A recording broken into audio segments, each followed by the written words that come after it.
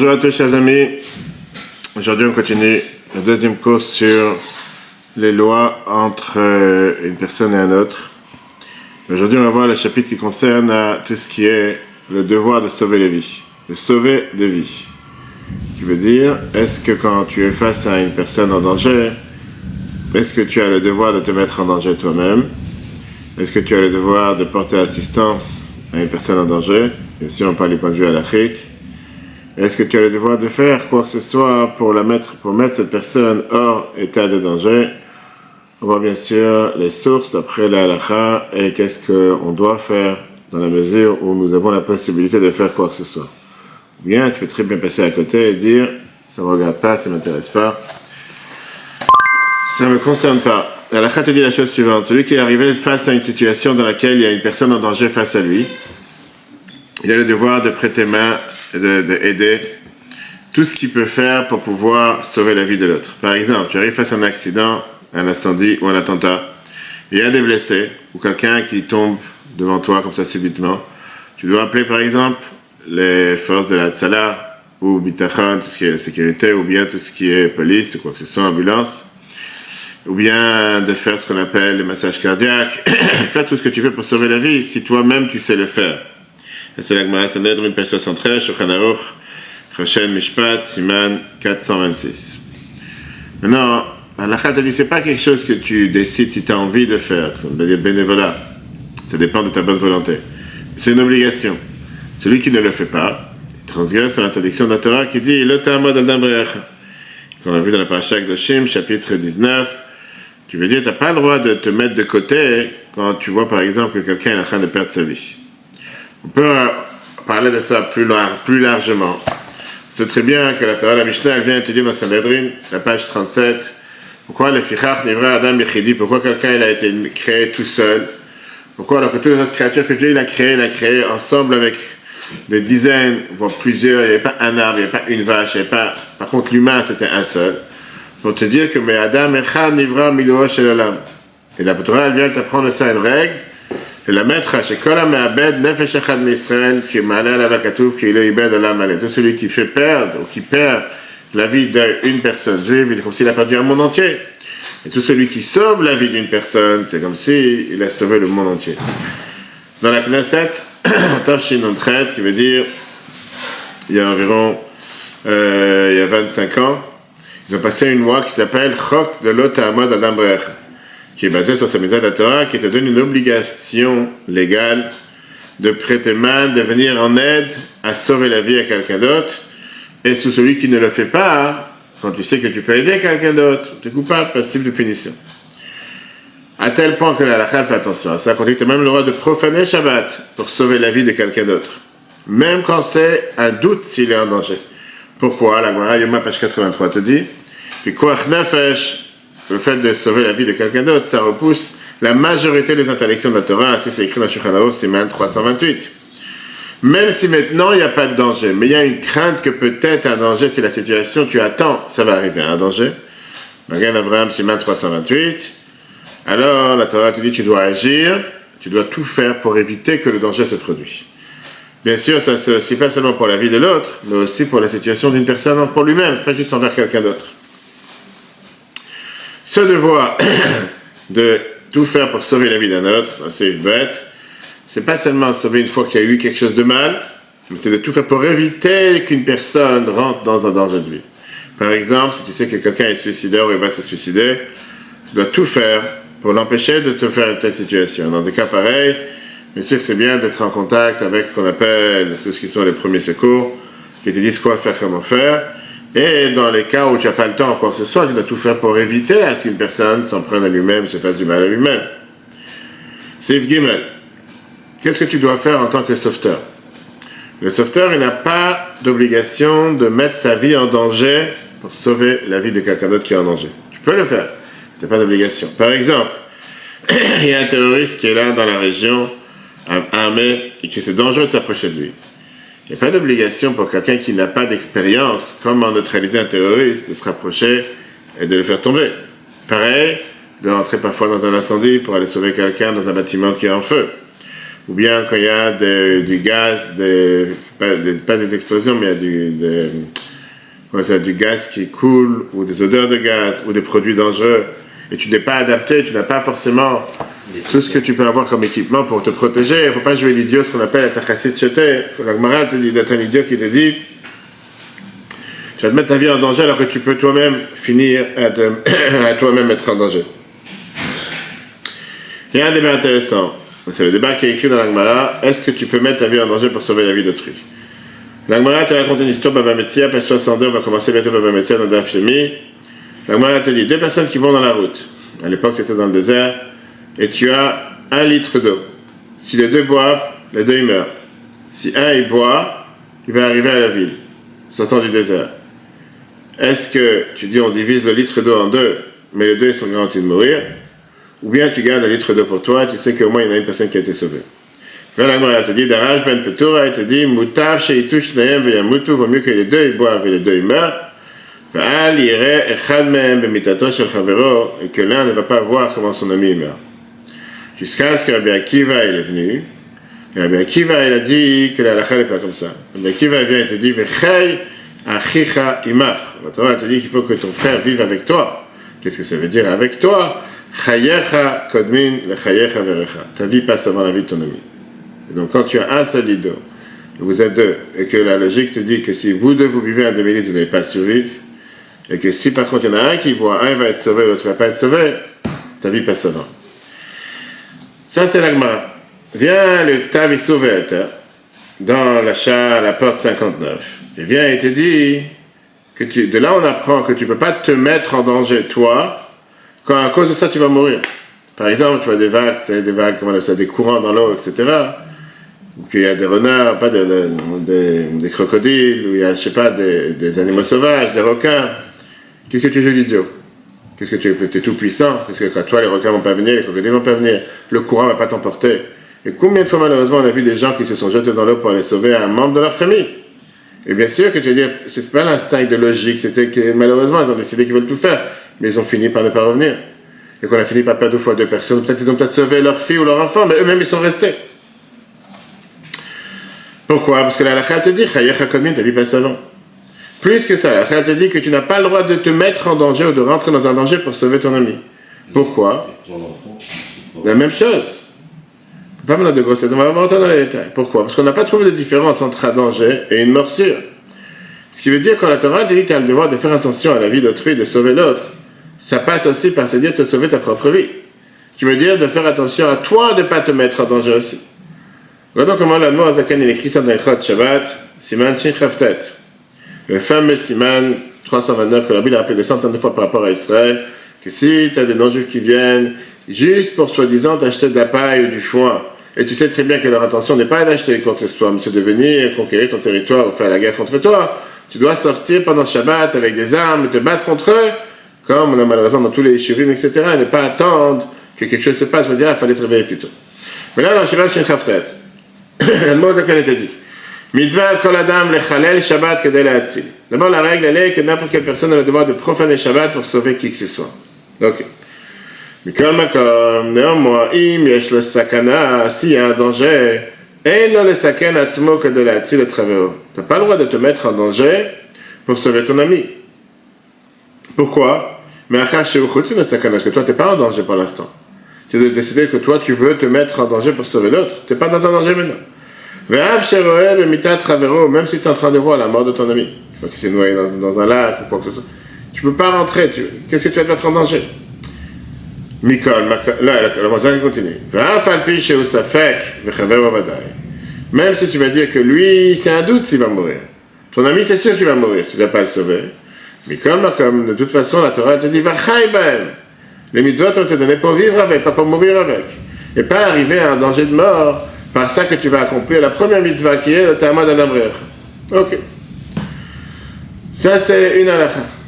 Dans le Yerushalmi, la Gemara Yerushalmi Masechet Trumot, on raconte une histoire.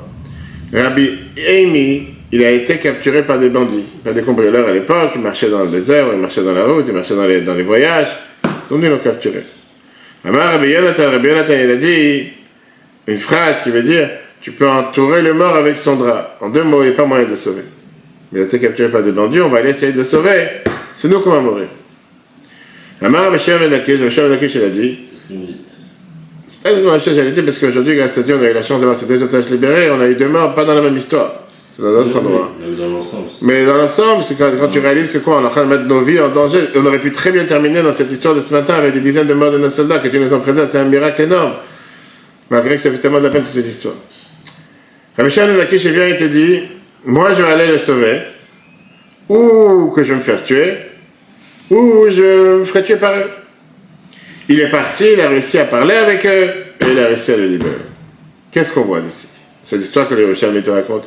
Et plein de fois, tu vois la BAC ou la GIPN qui viennent et qui parlent avec des ravisseurs, etc., qui réussissent à dénouer l'histoire. Ça prend des fois 10 heures, 20 heures, 40 heures dans un magasin, des négociateurs qui réussissent finalement. On ne parle pas des, comment on appelle ça, celui qui a tué à Toulouse, Mera ou des autres. Il y a des fous furieux que tu n'as pas à discuter avec eux. Mais il y a des idiots que des fois ils vont dans un magasin et ils retiennent des clients en otage. C'est pas forcément que ce sont là des terroristes. C'est plus qu'ils ont des revendications, je sais pas, ils veulent un salaire ou ils veulent quelque chose, je sais pas. Il y a des fois des gens avec qui tu peux parler, il faut savoir comment le faire. De l'autre côté, pas tout le monde peut le faire non plus. Pas tout le monde peut se dire, je peux être là celui qui va être interlocuteur de le faire. De cette histoire de la Gemara, qu'est-ce qu'on voit? Que tu peux te mettre en danger pour la vie d'autrui. Viens à Beth Yosef, dans Choshen Mishpat, Siman 426, Shulchan Aruch, et il te dit pourquoi. Parce que là-bas, c'est une histoire que ton ami, c'est sûr qu'il va mourir. Toi, tu te mets dans un danger, donc ça fait que c'est un doute et tu vas mourir. Et d'après ça, on comprend que puisqu'il y a une mitzvah de l'autre mode d'Ambreach, que tu n'as pas le droit d'assister à voir que ton ami se met en danger et toi, rien, tu as l'obligation de te mettre en doute de danger. Et c'est comme ça qu'il écrit le Beth Yosef. Mais viens à l'Esma. Et il te dit qu'on voit que dans le Shulchan Aruch et le Rama, ils n'ont pas écrit une chose pareille. Parce que tous les décisionnaires, le Rif, le Rambam, le Rosh et le Tour, ils n'ont pas écrit telle phrase qui veut dire tu dois te mettre en doute de danger pour sauver ton ami qui est sûrement en danger. Ça veut dire que d'après la halakha, on ne tient pas comme le Yerushalmi.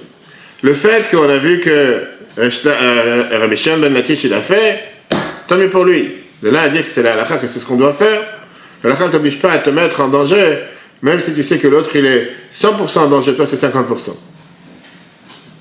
Viens le Shulchan Aruch dans Ilchot Niskegu Venefesh, les lois qui sont, tout ce qui sont les dangers du corps et l'âme à ne pas faire. Et il te dit, l'otamod adam re'echa, qu'est-ce que ça veut dire ne pas rester face à un danger qui se passe avec ton ami? Un filou likanes, ça fait que sakana, même pour entrer dans un doute de danger, yesh rumena qui disent qu'il faut le faire, que de la atzil chavero mitavadait pour pouvoir sauver son ami d'une mort sûre. Et il y en a qui ne sont pas d'accord, et là, la halakha te dit, ça fait que nefashot laquelle. Quand tu as un doute si tu peux sauver quelqu'un ou pas, joue pas l'idiot. Commence pas à te dire je suis tout puissant, parce que tu n'es pas tout puissant. Donc on voit au final que les choses ne sont pas claires. D'un côté, on a une avis qui te dit que tu as le devoir de te mettre en danger. De l'autre côté, tu as l'avis opposant qui te dit que non, il ne faut pas se mettre en danger. Dans les Ilchot Shabbat, dans les lois de Shabbat, il a amené clairement qu'on n'a pas le droit de se mettre en danger. Et après, a priori, c'est la suite de ce qu'il vient de décider ici, que ça fait que nefashot laquelle. Et donc, puisque d'après la halakha, tu n'as pas le devoir de te mettre en danger, on n'a pas le droit de le mettre. Viens le Pitrei Tshuva, Shulchan Aruch. Et te dit, maintenant il faudrait vraiment réaliser et savoir, est-ce qu'il y a vraiment un doute de danger? Pourquoi? Parce qu'encore une fois, pas toutes les situations, c'est dans le cas où tu peux dire, je suis peut-être en danger. Des fois, tu n'es pas forcément en danger. Des fois, tu as un moyen de pouvoir sortir l'autre. En tout cas, quand l'autre il est en danger, tu ne peux pas te dire, écoute, peut-être je suis en danger ou pas, tout le temps que tu n'as pas la capacité de pouvoir aller le sauver, tu n'as aucun devoir d'aller le sauver. Bien sûr, si tu t'es fait pour, tu peux le faire. On a vu malheureusement le 7 octobre, combien de citoyens sont partis pour vouloir, en ne connaissant pas la vraie situation, en se disant on va aller, parce qu'on pensait qu'il y avait un terroriste dans le quartier ou deux, et malheureusement, la grande majorité de ceux qui sont partis en premier rang sont tous tombés. Parce qu'ils étaient sans aucune protection face aux armes et face aux dizaines de terroristes qui étaient dans le quartier, que ce soit au Fakim, que ce soit à Sderot, que ce soit dans les kibbutzim. Après, quand tu as eu les gens équipés, que ce soit l'armée, la police, le Yamam, les Yassam qui sont venus, qui sont arrivés, la situation elle a commencé à changer au départ, malheureusement. Tous les premiers rangs, alors il y en a eu qui ont réussi à se battre. Il y en a malheureusement beaucoup qui sont tombés parce qu'ils n'étaient pas du tout prêts, ni avec des gilets pare-balles, ni avec des casques, ils n'étaient pas prêts. Et personne n'imaginait, personne ne connaissait la situation qu'on a face à nous, des dizaines de terroristes qui sont dans les maisons, sur les toits, etc. Et que tu ne peux pas y faire face concrètement en tant qu'un simple être humain qui vient avec son revolver. Même s'il y a eu certaines situations qui ça pu être fait. C'est différent dans le cas où tu as malheureusement presque tous les semaines un terroriste qui vient et qui veut tuer ou tuer quelqu'un. Encore une fois, la semaine dernière, c'était un malade de mime. Et là, tu as les militaires ou les policiers qui sont armés et qui savent comment y faire face. Et que pendant qu'un il essaie de se débattre de l'autre qui veut le tuer, le poignarder, les autres ils vont le tirer dessus, ils vont le tuer. Ça, c'est tout à fait normal. Mais, encore une fois, si quelqu'un il va aller avec les mains nues, sans armes, sans rien de moi, j'allais le sauter dessus. Les civilistes, Encore une fois, ils sont formés pour. Ça, je dis, c'est pas des gens qui ne sont pas formés. Ils sont formés pour, ils savent comment tirer, ils savent comment. Parce que d'accord, il faut tirer, c'est pas tout. Tu peux tirer sur des civils aussi, tu peux tuer des civils. Et on a eu malheureusement une histoire, je crois que c'était un mois ou deux, je sais pas si c'était avant le 7 octobre après, avec un juif qui était dans une des stations, qui est sorti de la voiture, qu'on a confondu avec un terroriste et qu'on l'a tué. À Yerushalayim, exactement. Donc, alors, encore une fois, personne n'est fautif, c'est malheureusement des choses qui peuvent arriver, mais ça montre comment pas n'importe quelle personne qui décide je vais aller sauver quelqu'un en danger, si tu n'es pas formé pour, tu ne sais pas comment ni quoi, et tu n'es pas protégé, c'est pas un devoir de te mettre en danger. Comme j'ai dit, on peut rentrer dans énormément d'histoires qui se sont passées les dernières années avec des gens qui se sont mis en danger pour sauver, pas forcément des juifs, même des non-juifs. Alors tu vas dire, d'après la halakha, est-ce que j'ai le devoir? La halakha, elle est faite pour les juifs. C'est pas parce qu'on est raciste, la Torah, elle est faite pour les juifs. Maintenant, il y a une règle dans la halakha que par crainte d'avoir la haine des nations, bien sûr qu'à chaque fois que tu vas avoir des gens, des nations, des non-juifs qui vont te dire « Ah, il est parti, il a sauvé que les juifs, il n'a pas sauvé les non-juifs », ça peut mettre ta vie en danger aussi. Donc bien sûr que tu as aussi le devoir de le faire. Et c'est pas pour autant qu'on va te dire que tu peux profaner Shabbat pour ça ou quoi que ce soit. Chacun est en fonction de sa situation. Mais en règle générale, la Torah te dit mettre ta vie en danger à ces conditions que tu peux vraiment sauver la situation.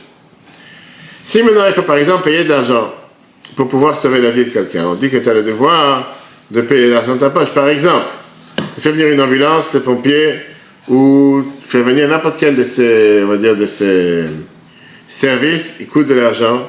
Tu ne veux pas dire, j'ai pas les moyens de pouvoir sauver quelqu'un qui est en danger. Tu dois appeler ces services et payer ce qu'il y a à payer.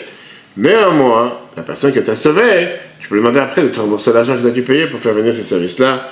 Tu ne sais pas exactement où dans le monde ces services sont payants, mais tu as malheureusement des situations dans lesquelles c'est le cas. Celui qui sauve, il a le droit de casser les objets ou les biens qui appartiennent à une tierce partie pour sauver la vie, et il a même le devoir de le faire.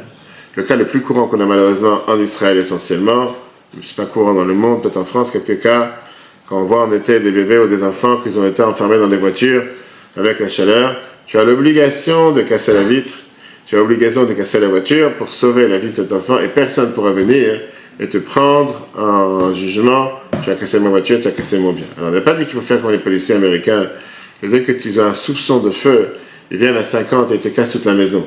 Parce que peut-être il y a de la fumée qui va sortir du toit, je sais pas quoi, et te vraiment casse tout, dit que Dieu nous en préserve de jamais avoir affaire avec eux. Il n'y a pas la fenêtre, pas la porte, toute la maison elle est renversée. Et là on parle de situations dans laquelle tu peux sauver la vie de quelqu'un, mais sauver la vie de quelqu'un ça veut dire forcément faire un danger. Des fois ça arrive par exemple avec déchirer les habits de quelqu'un pour pouvoir faire des massages cardiaques, ou déchirer un habit pour pouvoir faire un garrot parce que quelqu'un n'a rien sur lui. On ne va pas venir et te dire, puisque tu as fait du tort ou tu as détruit quelque chose qui appartient à une autre personne, tu seras fautif. Si tu sais par exemple une personne sera malade, que sa vie elle est en danger, qu'il a besoin d'argent considérable pour passer une opération, ou bien n'importe quelle autre situation dans laquelle tu pouvais sauver sa vie, tu as dit tu as un devoir, ça vient ce qu'on a parlé hier soir, tu as un devoir de participer pour sauver la vie de ce malade. Alors, surtout quand c'est une campagne qui est faite au niveau communautaire, alors c'est sûr que, comme on dit encore une fois, personne ne peut prendre en charge toute une situation, mais participer pour aider que les personnes puissent s'en sortir, c'est une mitzvah. Maintenant, la question qui se pose, c'est une question halakhique qui est débat intéressant. Quand tu connais un malade qui se trouve dans une situation de danger, et que pour sa guérison, il faut besoin de beaucoup d'argent, comme malheureusement des gens qui n'ont pas d'assurance, pas de mutuelle dans certains pays, est-ce que tu as le devoir de tout donner? Il a besoin de 100 000 $ pour l'opération. Donc tu vas sortir une chose pareille. Est-ce que ça rentre dans le critère de la mitzvah, le terme d'Adamber? On sait très bien qu'on a le devoir de sortir tout l'argent qu'on a pour ne pas transgresser une mitzvah négative. Comme le Chachamim dit dans les schémas tous les jours, Bechol modech avec tout ton bien, Bechol mamanch avec tout ton argent. Alors est-ce que c'est la même halakha dans ces cas-là? Et pour répondre à cette question, il y a une réponse intéressante, une question halakhique intéressante qui a été posée dans les chutes du Mabit. C'était l'année 5315. Le pape, à l'époque, il avait décidé de faire brûler tout un groupe de Hanussim, ceux qu'on les forçait à se convertir, à Ancona. Et à la place, un général en réponse, Don Agracia, qui était le président et son genre Don Yosef, ils ont décidé de mettre ce qu'on appelle un embargo sur tout le port d'Ancona. Et ils ont décidé que tous les commerçants turcs juifs ne vont pas envoyer leurs marchandises par ce port. Et à la place, ils vont envoyer leurs marchandises par le port de Pesaro. Que là-bas, il a ouvert la ville pour tous les Anussim, pour tous ces juifs qui étaient en cas de force majeure, comme s'ils devaient se convertir, etc. Au final, ça n'a pas tenu, parce que le port de Pesaro, c'était pas un port pour faire transiter la marchandise. Alors il y en a des rabbinim qui ont décidé d'obliger les commerçants à continuer, malgré le décret, parce que l'autre, à mode ils se sont dit, si jamais on ne va pas faire ce qu'il faut, le responsable ne va pas accueillir les migrants parce qu'ils vont voir qu'on lui a pas fait du bien du fait qu'il a essayé de sauver ces personnes-là. C'est ça le Mabit il a répondu.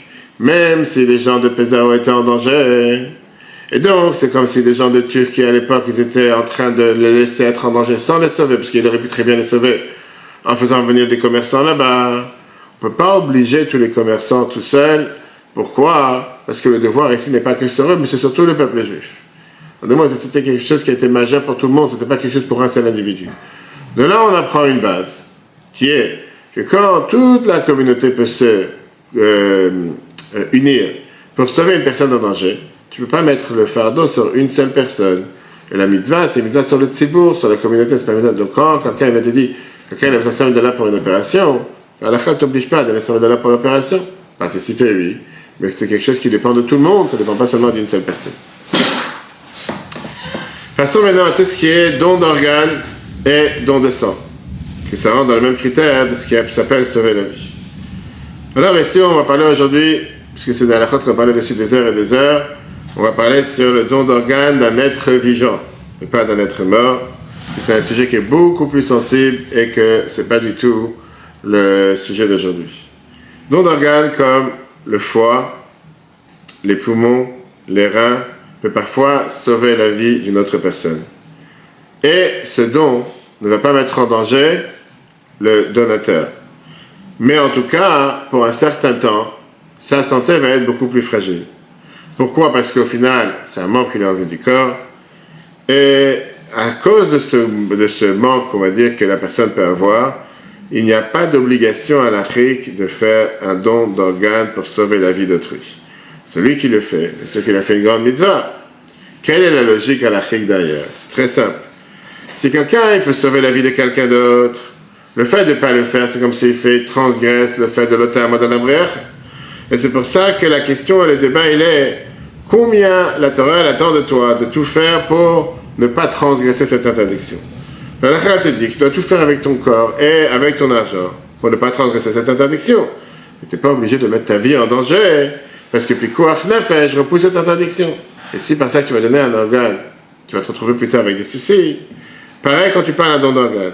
En règle générale, tu ne peux pas enlever un membre de ton corps pour ne pas transgresser cette interdiction. Tu n'as pas d'obligation de donner un membre de ton corps pour sauver la vie de quelqu'un d'autre. Écris le Radbaz, Rabbi David Ben Zimra, Siman 627. Tu vas demander mon avis.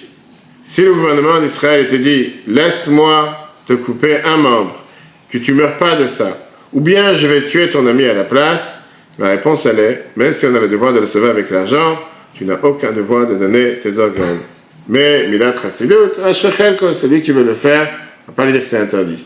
Mais de là de dire que tu as une obligation à le faire, tu n'as pas d'obligation à le faire. Et là on parle, à part le don d'organes, tu as aussi le don de sang. En règle générale, don de sang, ça ne fait aucun tort de santé ou au corps de la personne qui donne le sang. Et de l'autre côté, ça peut lui sauver la vie. Et donc dans les cas où il y a un manque de sang dans la région qui peut sauver la vie de malade ou de blessé, c'est lui une mitzvah de contribuer, c'est lui une mitzvah de donner du sang. Donc ça on a fini le chapitre 3. Passe au chapitre 4. Le chapitre 4, c'est tout ce qui est le devoir du respect des parents, jusqu'à où ça va, que ce soit le respect des parents et les autres membres de famille. On a vu ça il y a 2 semaines dans la paracha Titro. La Torah te dit qu'il y a une mitzvah particulière par rapport aux parents, que ce soit le père et la mère. Et on parle bien sûr ici des parents de n'importe quel âge. Un des 10 commandements, Kabed et Tavicha ve'etimecha, respecte ton père et ta mère. Et en plus de ça, le verset vient et te dit dans Yitro, dans Chumash Dvarim, donc Doshim Ish Imo Ve'aviv Tirao. Un homme doit craindre son père et sa mère, on verra après quelles sont les obligations. Rien les Chachamim te disent que le respect des parents c'est une mise importante. La halachot et les histoires que les Chachamim nous racontent pour comprendre combien on a tous cette obligation envers nos parents, combien on a tout faire envers eux. Cette obligation, c'est une obligation, on va dire, qui est d'abord éthique et morale, parce qu'ils se sont occupés de nous, nous ont éduqués. Et en plus de ça, d'abord, ils nous ont emmenés sur terre, et ensemble avec Dieu, qui nous a donné l'âme, nous ont donné la vie. Et donc, on a le devoir de les remercier. Dans le Seif Gimel, une des obligations importantes, c'est par rapport aux enfants envers les parents, c'est la mitzvah de les respecter. De l'autre côté, par exemple, de ne pas être insolent envers eux, ou de se comporter avec eux d'une manière qui s'appelle les rabaisser ou porter atteinte à leur honneur, comme on va voir. Par exemple, on a dit que quand un parent rentre dans un endroit, les enfants ont l'habitude de se lever comme honneur face aux parents. Si un parent il a un endroit fixe à la synagogue ou à la tête de la table, que les enfants ne s'assoient pas à la place où sont assis les parents, que ce ne soit pas sur l'endroit où sont assis les parents. Dans le Seif, on te dit que le devoir de parler aux parents avec un respect particulier, qu'on ne les appelle pas avec leur nom privé, ni avec le surnom avec lequel ils sont connus. On les appelle en général papa, maman, ou de n'importe quelle autre manière que c'est une autorité importante. Après, tu peux très bien l'appeler avec son surnom. Même pas devant les parents, on n'a pas l'habitude de les mentionner avec leur nom, mais on a la permission de mentionner leur nom quand tu pries pour eux ou quand tu apprends pour leur effouachement ou pour l'élévation de leur âme.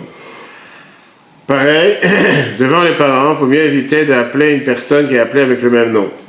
Par exemple, si tu as une personne qui s'appelle Yossi et son père s'appelle Yossi, tu ne peux pas appeler devant les parents la personne aussi, puisque tu peux penser que tu appelles ton père et tu n'appelles pas la personne.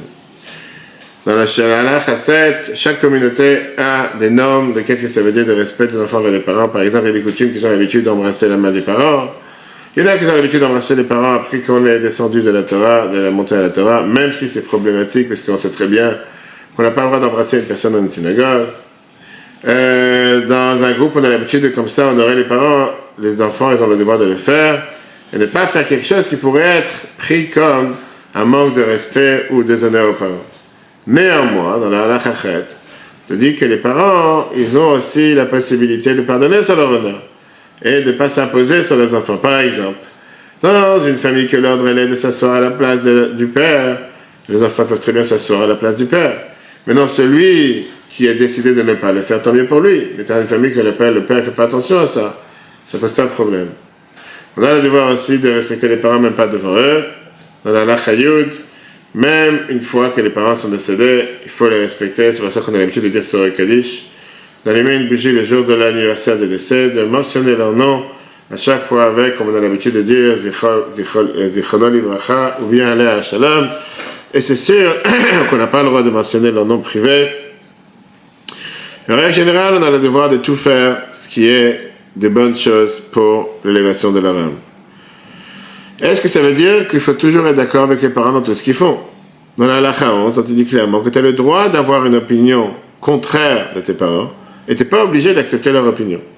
Néanmoins, on doit faire attention à leur honneur, qui veut dire de pouvoir toujours parler de manière avec honneur et ne pas s'entêter à leur montrer qu'ils ont tort. Même si les parents, ils pensent et ils tiennent une option ou une avis qui est erronée, ou ils ont fait une erreur, même si on parle de quelque chose qu'ils ont fait une erreur de point de vue halachique, on ne peut pas leur dire clairement vous avez fait une erreur, mais on doit les réparer, on doit les rectifier de manière honorable et leur faire comprendre qu'il y a ici une erreur. La Chayet elle te dit que même dans des situations critiques ou des situations, on va dire, extrêmes de rapport entre les parents et les enfants ont le devoir de ne pas blesser leur honneur. Par exemple, ce que les parents, ils ont énervé énormément des enfants, lui ont fait honte devant les autres personnes. On a le droit de faire n'importe quel moyen légitime pour se protéger, mais sans blesser les parents ou quoi que ce soit. S'il y a un débat ou s'il y a une dispute entre des parents et des enfants, il n'y a aucun problème de choisir un côté et de justifier l'un ou l'autre. C'est pas interdit parce que c'est les parents qu'il faut forcément dire qu'ils ont raison. Dans le Taz, Siman 240. Néanmoins, comme j'ai dit, ça doit être fait de manière honorable face au deuxième parent, sans être arrogant, etc. Halakha 14, les enfants n'ont pas le droit de parler aux parents d'une manière qui pourrait faire passer comme si c'est une honte ou se moquer d'eux, même si c'est pas devant eux. Et ça rentre dans les critères de ce qu'on a vu dans la paracha la semaine dernière, dans la paracha Kitavo. Aro, Makler, Vivemo, maudit celui qui fait honte à son père et à sa mère. Et c'est même quand les enfants ils parlent entre eux, ou avec les maris ou les femmes d'eux, etc. Dans les Chachamim, dans les sages, on a plusieurs exemples qui nous montrent comment il faut faire attention à ne pas faire honte aux parents. Par exemple, si un parent il se débat avec quelqu'un d'autre, tu n'as pas le droit de te mélanger et dire mon père a raison, parce que c'est comme si tu voudrais montrer comme que tu ne respectes pas ce que ton père est en train de dire, et comme si tu veux dire que ton avis est plus important que ce que ton père a dit, pour ça qu'il a besoin d'avoir ton aide. Ils se débrouillent entre eux, comme on dit, comme des gars. Dans la Lacha 16, dans les livres du Moussa, on te dit que même entre soi-même, on n'a pas le droit de parler de manière négative des parents, et parfois, il faut mieux renforcer le point qu'on est reconnaissant avec ce qu'ils ont fait pour nous. Et là, on va entrer dans le point de tout ce qui est docteur, médecin, est-ce qu'on a le droit de s'occuper de ses parents. Dans la Lacha 17, on te dit que tu n'as pas le droit de faire un bleu ou de causer une plaie aux parents. Et c'est pour ça que la Torah te dit que même si c'est pour la santé, et même si c'est pour leur santé, il faut mieux éviter. N'importe quelle chose qui pourrait les faire saigner, même si c'est quelque chose qui a une crainte faible, on n'a pas le droit de faire aux parents. Par exemple, si un parent il a besoin d'avoir une piqûre, un enfant ne peut pas le faire. On ne parle pas d'une situation dans laquelle il n'y a personne d'autre, urgente, c'est pas de ça qu'on parle, pas en temps normal. Même si c'est eux qui exigent. Si c'est eux qui exigent que c'est pour leur bien, c'est autre chose, d'accord. Une fois, ça se peut qu'ils se sentent plus on va toujours prendre en considération qu'on appelle ça la tranquillité d'un patient, qu'il se sent en meilleure main quand il est avec tel ou tel docteur, peut-être s'il est avec un autre petit doigt. La solution en général, c'est de s'assurer que quelqu'un d'autre le fasse. S'il n'y a personne d'autre, bien sûr qu'un enfant peut le faire avec l'autorisation des parents. Donc quand les parents ils sont d'accord, bien sûr qu'il peut le faire. Pour les Sfaradim, ils sont plus rigoureux sur ça. Il faut faire un effort d'amener quelqu'un d'autre qui le fasse. Et quand il n'y a pas le choix, on peut le faire soi-même. Ça c'est écrit dans Yalkut Yosef, le Chod de respect des parents, chapitre 16. Pareil, c'est essayer de s'assurer de se soucier de tout ce qu'ils ont besoin, leur donner ce qu'ils ont besoin. On parle bien sûr des choses basiques comme manger, médicaments ou aide ou services médicaux ou habits. Et pareil, tout ce qu'ils ont besoin comme aide dans la maison, bouger d'un endroit à l'autre. Et même s'il faut s'occuper d'eux de manière, je veux dire, beaucoup plus importante, comme des parents malades, âgés ou quoi que ce soit, même si ça a l'air comme si c'est des besoins qui sont démesurés, les enfants ils ont le devoir de s'occuper de leurs parents. Maintenant, cette aide aux parents doit être faite avec bonne volonté et pas montrer comme si c'est quelque chose qui est fatigant plus qu'autre chose. Dans la Lacha Chaf, les enfants ils ont le devoir de s'occuper des parents, même si parfois ils peuvent perdre des jours de travail. De l'autre côté, ils n'ont pas le devoir de dépenser de l'argent pour ça. Et bien sûr, les parents, si les parents n'ont pas l'argent pour se soucier soi-même pour ce qu'ils ont besoin, mon copain m'a demandé la semaine dernière, il m'a dit que ma mère elle gagne tel et tel montant qui est très très bénin. Est-ce qu'elle peut utiliser le maaser pour s'occuper de sa mère? J'ai dit bien sûr qu'à l'arrêtement parlant, les enfants, ils ont le devoir de s'occuper de leurs parents. C'est la plus grande mitzvah de Tzedaka. D'abord de s'occuper des proches, comme ça c'est écrit dans Shulchan Aruch Siman 240.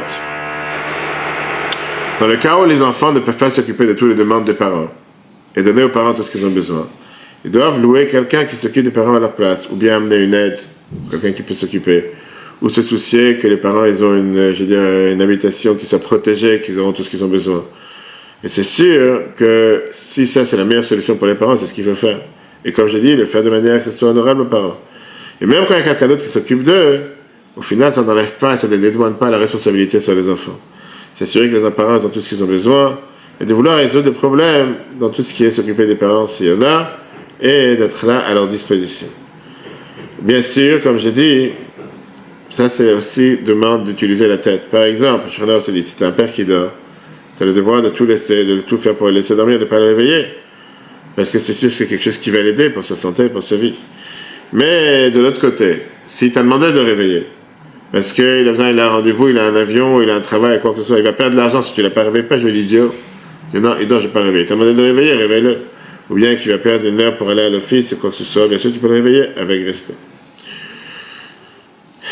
Dans la Lacha Chav Gimel, bien sûr que tous les enfants, plus ils donnent des honneurs aux parents et les aident, plus ils font la mitzvah de Kibud Avaim avec honneur. C'est pour ça que c'est important de visiter les parents de temps en temps et de les appeler, et ça c'est une mitzvah importante. À la 24, et là c'est le revers du décor, tu n'as pas le droit de faire une avéra, de transgresser une mitzvah pour respecter les parents. Par exemple, tu n'as pas le droit d'aller faire les courses Shabbat dans des magasins pour s'occuper des parents. Même si les parents te demandent de faire quelque chose clair qui est contre la halakha ou de ne pas prier aux mitzvahs, il faut refuser, comme ça c'est écrit dans Shulchan Aruch Siman 240. pareil, tu ne peux pas arrêter de faire une mitzvah pour servir les parents.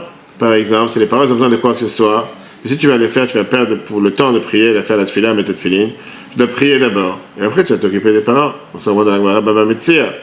Page 32, on a appris ça du verset qui te dit Ish imo v'aviv tira ou v'tzatata tishmao.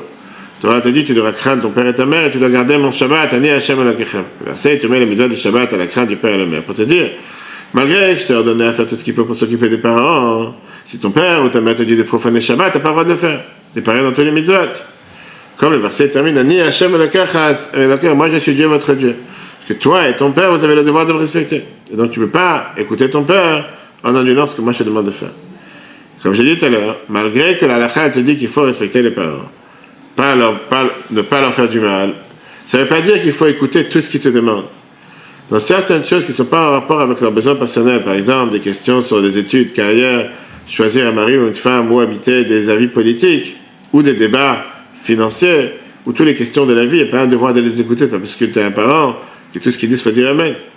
Comme j'ai dit de l'autre côté, c'est pas pour ça que tu ne dois pas entendre ce qu'ils ont à dire avec respect.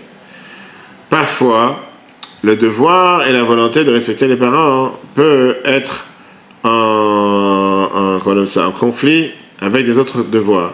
Et parfois même causer du tort à la famille. Ça peut causer du tort au mari, à la femme, aux enfants.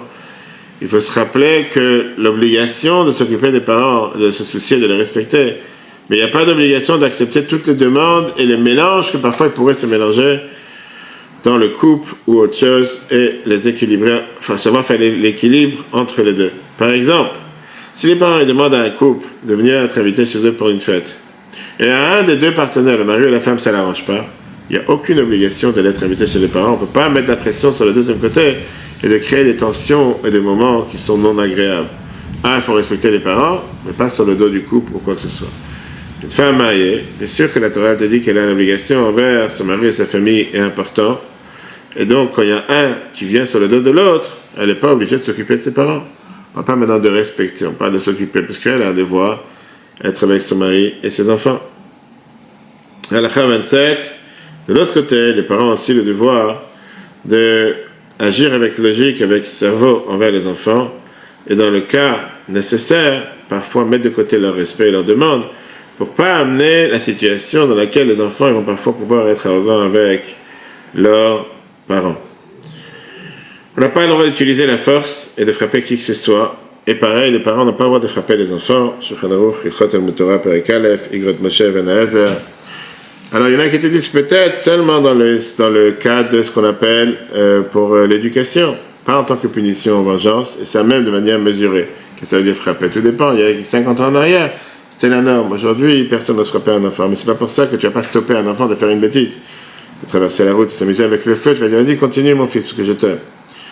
Néanmoins, il faut utiliser la logique derrière et ne jamais frapper un enfant par colère ou par perdre tous ses états et penser que nos enfants sont les nôtres. Non, les enfants sont les enfants de Dieu, on n'a pas le droit d'agir avec violence envers eux.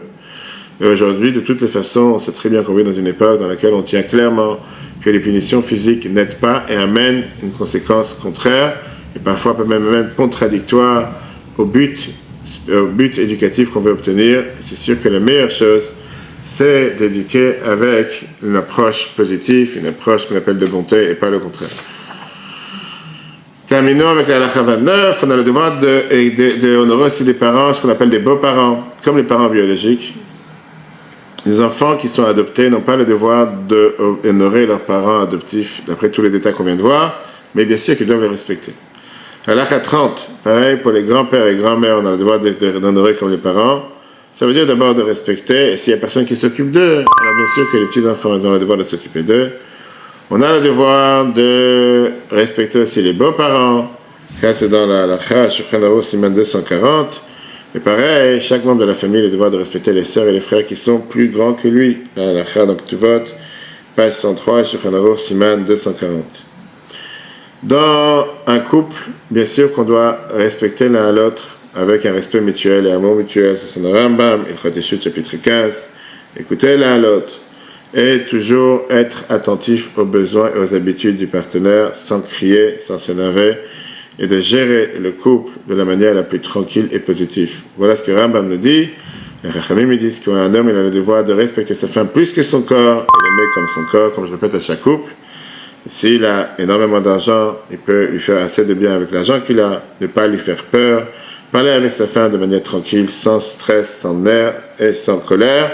Et pareil, les Chachamim demandaient à la femme d'honorer son mari plus que l'un homme, et de faire ce qu'il lui demande, et d'être considéré comme un roi, comme un prince, et en deux mots, être avec un respect mutuel, c'est la meilleure des choses, pas seulement pour le couple, mais surtout pour ce que vous montrez aux enfants. Avec ça, on termine le cours d'aujourd'hui, c'est Dieu, mais la semaine prochaine, on parlera du respect envers les rabbinim, les gens plus âgés et les kohanim, puisque ça continue dans la série de tout ce qui sont les lois de Madame Lachavero, le cours en replay sur Torah.fr, qu'on continue à entendre des bonnes nouvelles, mes frères et sœurs en Israël.